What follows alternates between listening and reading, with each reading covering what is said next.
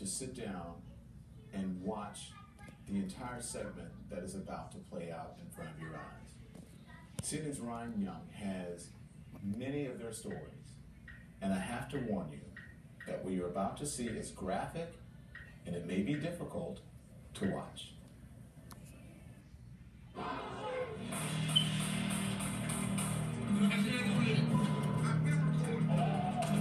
Black America knows the pain well, and the pain runs deep as cameras capture viral moments that raise questions about policing and race, the deaths of black people, the cries for justice, the names that spark movements.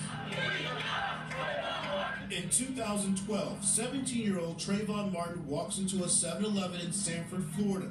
He grabs a bag of Skittles and a can of Arizona iced tea, wearing a dark gray hoodie that would become a symbol to many. As Martin walks home, he encounters George Zimmerman, a neighborhood watch volunteer who has already called 911 to report Martin's movements, even though the teen had done nothing wrong. Something's wrong with him. You know, he's coming to check me out. He's got something in his hand. Minutes later, after a fight between the two, George Zimmerman shoots and kills Trayvon Martin. No justice, no peace. Zimmerman charged with murder, but a jury finds him not guilty. Justice! Justice! Justice! His death and acquittal sparked national outrage, and a movement is born. Trayvon was a people's person. Yeah. He didn't deserve to die. Yeah. And I pledge I will not let my son die in vain. July 2014, 43-year-old Eric Gardner, a father of 6, is allegedly selling loose cigarettes illegally on Staten Island in New York. Officers surround him to make an arrest. I'm minding my business. Please just leave me alone.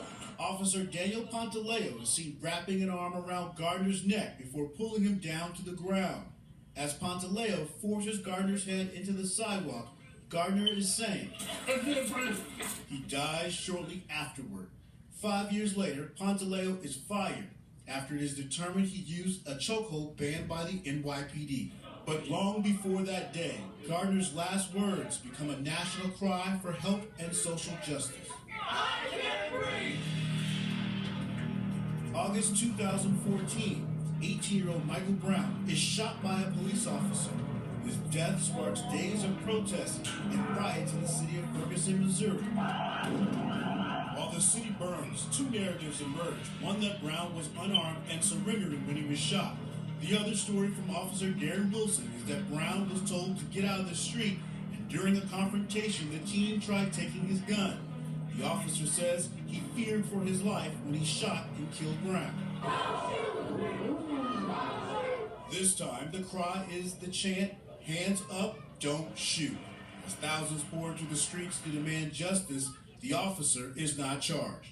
We have had enough of all of this, and this change must come. In October 2014, Laquan McDonald, a black teenager, is killed by police in Chicago, shot 16 times by an officer who'd arrived at the scene seconds before.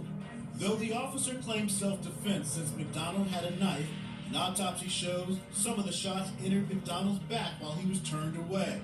The incident sparks protests in Chicago when police dashcam video is released more than a year later.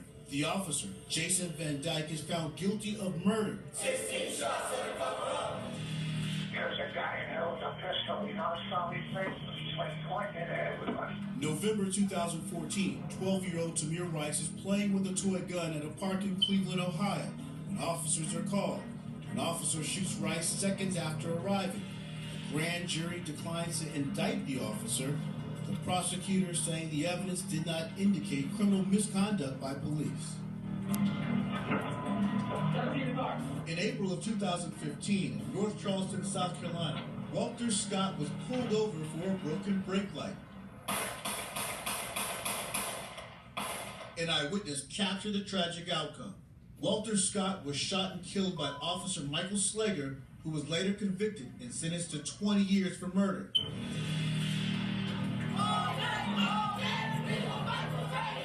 Later, in April of 2015, the city of Baltimore is rocked when Freddie Gray dies in police custody. The 25-year-old black man's arrest is caught on video. The Baltimore Police Department charges Gray for possessing a knife. After being transported in a police van, Gray falls into a coma and is taken to the hospital where he dies later of a spinal injury. Over the next few days, the city is brought to its knees, with residents demanding to know what happened to Gray. None of the officers involved in Gray's arrest were convicted.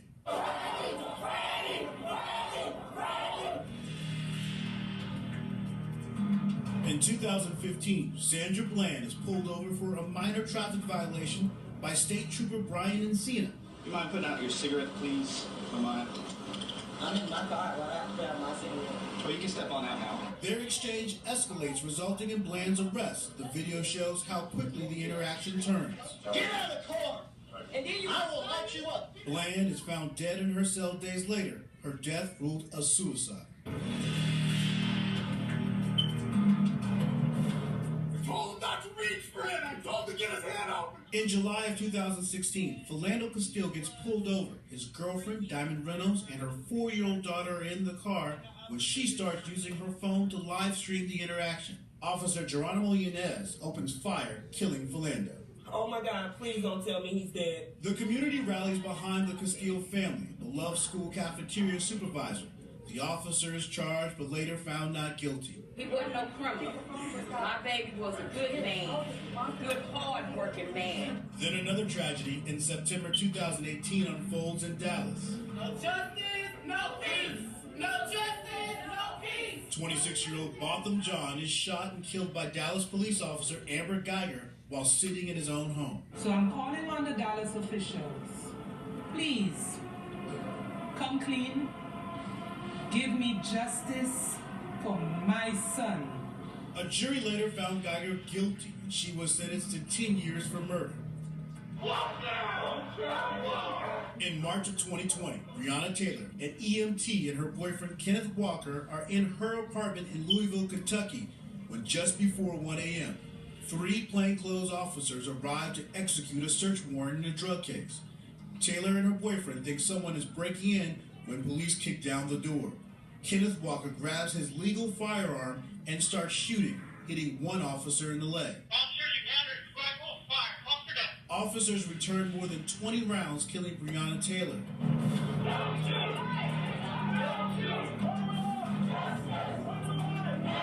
Incident after incident, year after year, tearing at the hearts of black people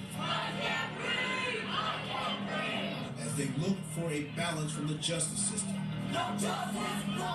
The stories, the names, well known, the pain runs deep. Brian Young, CNN Chicago. Heavy. I want to bring in now filmmaker Spike Lee. Good evening, Spike. Thank you for joining us. How you doing? Good, but that was a great piece by Brian. So you guys, you producer, whoever did that, that's to see all those things together, because it's here and here.